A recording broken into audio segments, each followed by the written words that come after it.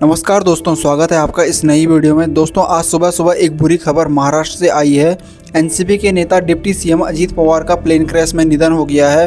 Plane में 5 लोग सवार थे और इनकी मौत हो चुकी है।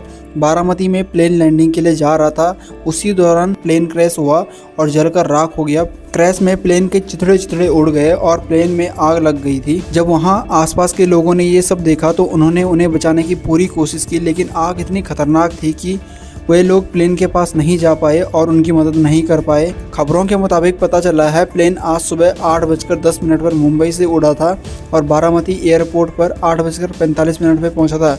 इसके बीच सिर्फ 256 किलोमीटर की दूरी है। ये बहुत ज़्यादा दूरी नहीं है। कहा यह जा रहा है अजीत पवार वहां पर एक रैली को संबोधित करने जा रहे थे। प्लेन जिस वक्त लैंडिंग के लिए जाता है, लैंडिंग कर नहीं पाता है और फिर दोबारा कोशिश करता है, तो इस वक्त प्लेन क्रैश हो जाता है और उसमें आग लग जाती है।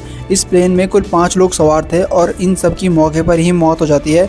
इसमें सबसे पहले deputy CM chief minister Ajit Pawar ji सवार थे और उनके पीएसओ एचसी विदीप यादव जी और पायलट कैप्टन सुमित कपूर जी थे। कैप्टन संभावी पाठक और पिंकी माली फ्लाइट अटेंडेंट थी और ये 5 लोग मौजूद थे। और जो पायलट सुमित कपूर थे उनको अच्छा खासा एक्सपीरियंस है प्लेन उड़ाने का। पायलट कोई नया नहीं था। जिन लोगों ने प्लेन को उड़ते देखा था उनका कहना है कि प्लेन को देखकर लग रहा था कि हादसा होगा, मतलब प्लेन में कुछ तो ऐसी गड़बड़ी थी जिसे देख के लग रहा था प्लेन गिरेगा। कुछ लोगों का कहना है प्लेन 100 मीटर पहले ही क्रैश हो गया था। जमीन में गिरने के बाद प्लेन में 4 से 5 बार धमाके हुए और उन धमाकों के कारण प्लेन में आग लग गई और जिस कारण से आसपास के लोग उनकी मदद नहीं कर पाए। अब जो महिला पायलट प्लेन में सवार थी उनके आखिरी शब्द ये थे, ओ सीट। और पायलट महिला ने कोई मेड कॉल नहीं किया। मेड कॉल तब किया जाता है जब प्लेन बहुत बड़ी संकट की स्थिति में हो। आप लोगों को याद होगा आज से कुछ समय पहले एयर इंडिया का प्लेन क्रैश हुआ था, तो मेड ए ये आखिरी शब्द थे पायलट के, क्योंकि उनको समझ में आ गया था कि प्लेन ऊपर नहीं उड़ रहा।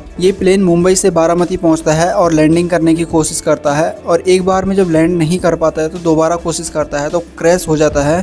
अगर इस प्लेन में कोई दिक्कत थी तो ये मुंबई से बारामती तक कैसे पहुंचा, बड़ा सवाल ये है।